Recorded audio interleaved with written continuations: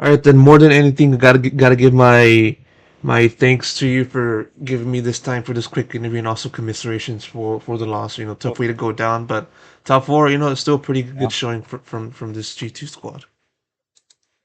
Yeah, I guess. I mean, they clicked faster, right? They clicked better today. So props to them. Was the world champion, and they reminded us today of why. So we did not click quick enough today. Yeah, of course, obviously this is a rematch from earlier on in this bracket stage, and just from that first encounter, G2 made it very close, losing in 2-3, but still it was one that showed a lot of promise from this squad. Um, what do you think made it different for this time around, and just kind of having to do adjustments from that first encounter to now? Hmm. Good question. Um, I'm not too sure yet. What was the difference today from the last series? For sure, the draft were better, and they clicked faster, which is also pretty obvious, right? But that's kind of the truth of what happened today. Yeah, that's it. It felt like it was double, you know. We were happy with the champions we got. Maybe not for all games, but overall we were happy. We got leads, many, and we couldn't turn any of them into an exploding Nexus. So sucks.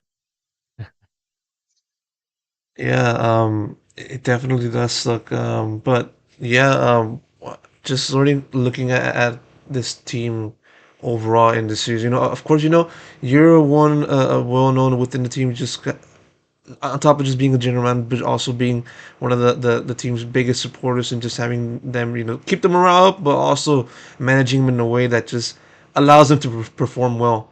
When you see the team amidst this kind of series where it feels like things are not going well on all directions, how do you kind of manage the team in that aspect and just having to just steer the ship while also just trying to have them not have to encounter a result like this, but unfortunately it did. Um, well, it's complex task to put them hyped up again, right? 'Cause we don't have a lot of time between games. You have an average of like 11 minutes, and then you have to decide what the side you're going to pick and the strategies you're going to use. So of course we discussed it while the game is happening. Okay, we're winning. So we're probably gonna go this side. Okay, what are the strategy we should use? Oh shit, we're losing now. So we're gonna have to pick the side. What side do we want? And what are we gonna do? And the moment they come backstage, we just follow the process, which is they arrive, they debrief the game, they talk a bit about it for like 30 seconds, 1 minute max, and then depending on what side we are, like if it's ours, if we are waiting the enemy side, or if we already decided. If we already decided, we're usually going to discuss what we're going to do, which is what happened this time, 3 times in a row. And if we are winning, we have to wait their side. So that's the moment everyone will go toilets, because then we can walk, take a bit of fresh air. And then once we come back, we have to reset and stay in the present, and project us in the early game of what's about to happen. You have to be really careful not to deal too much with the past or the future. Not to project yourself too far ahead, or just keep your head on the previous game, if it's a happy game or a sad game. So yeah, we've done this process many times in many different countries, with the same group of people. It works, usually works. Um, they not work as much as we wanted it, of course. I think they were the better team today. We couldn't crack them. One little win could have, I believe, give us a 5%, 10% click faster we need to win the whole series. We didn't get this win, so yeah.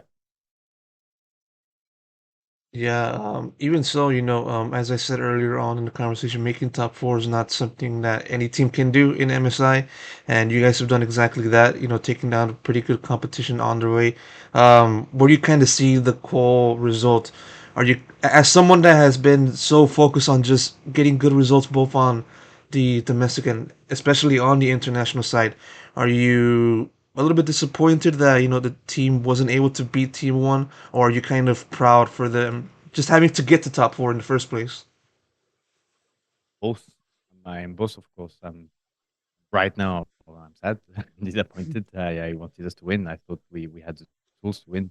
After the way we lost, well, we couldn't obviously. They were a better team today. So still proud that we've been able to take one best of five to China earlier this week. That we got 2 games away from liquid from T1 last week, and I'm disappointed we couldn't do it again. That would have been an incredible adventure, to be able to go through the whole bracket and beat every Asian teams until the final. But it didn't happen. Not today. So I have to go back home and find a way to kick even faster. So when they come to Europe for Worlds, we're ready this time. Yeah, and it's an ongoing thing. Just trying to overcome the Asian team and just having to beat them to now then put G2 back in the old position back in 2019, being amongst the best in the world. Um, w- Having experienced this, another opportunity to be in an international stage, where do you kind of see the difference between this G2 squad and the Eastern teams? Where do you kind of see that gap? And in addition to that, what do you think is needed, or what do you think it has to be adjusted for this team to close the gap and just reach that same level, that desired level that you've been wanting this team to be at?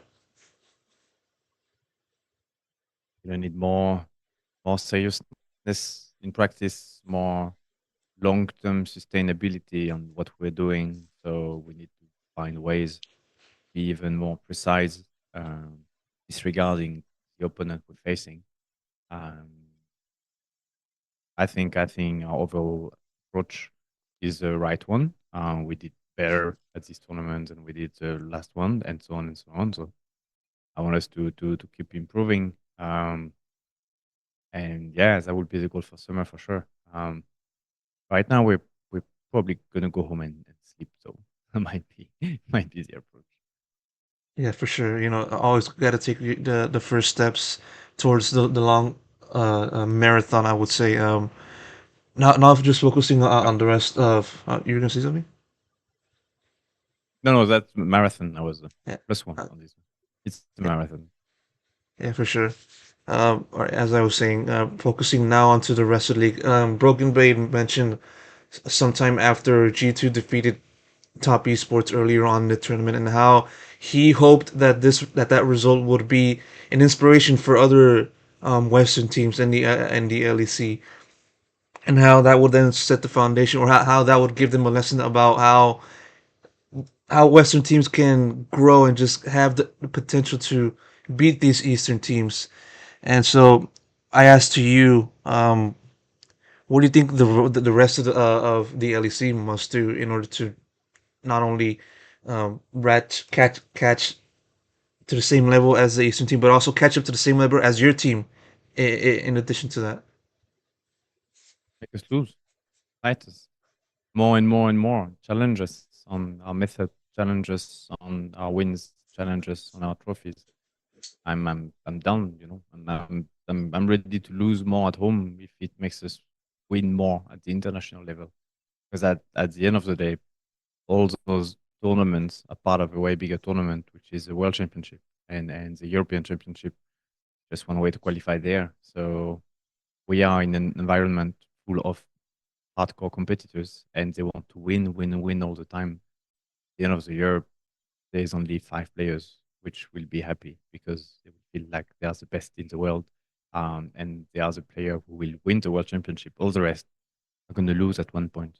Could be at home domestically or on the international stage in semis, quarter, whatever. So yeah, let's pay the price we have to pay. If that means more seriousness in scrims, in solo queue, in the way we take life, so we can perform even better with our mind fully focused on the game. I'm down. I take it. So yeah, we all need to click faster collectively. Then we can click faster on the international stage.